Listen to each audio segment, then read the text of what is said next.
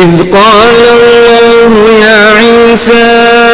إني متوفيك ورافعك إلي ومطهرك من الذين كفروا وجاعل الذين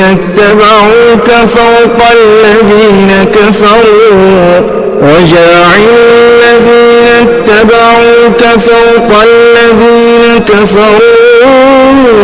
إلى يوم القيامة ثم إلي مرجعكم فأحكم بينكم فيما كنتم فيه تختلفون فأما الذين كفروا فأعذبهم عذابا شديدا في الدنيا والآخرة وما لهم من ناصرين وأما الذين آمنوا وعملوا الصالحات فيوفيهم أجورهم والله لا يحب الظالمين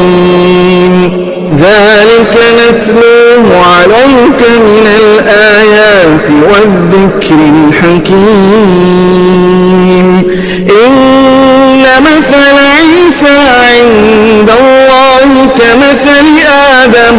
خلقه من تراب ثم قال له كن فيكون الحق من ربك فلا تكن من الممترين فمن حاجك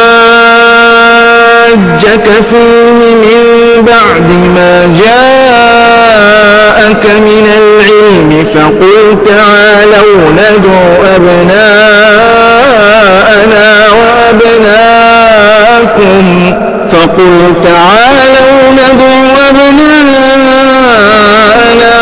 وأبناءكم ونساءنا ونساءكم وأنفسنا وأنفسكم ثم نبتهل فنجعل لعنة الله على الكاذبين إن هذا لهو القصص الحق وما من إله إلا الله وإن الله لهو العزيز الحكيم فإن تولوا فإن الله عليم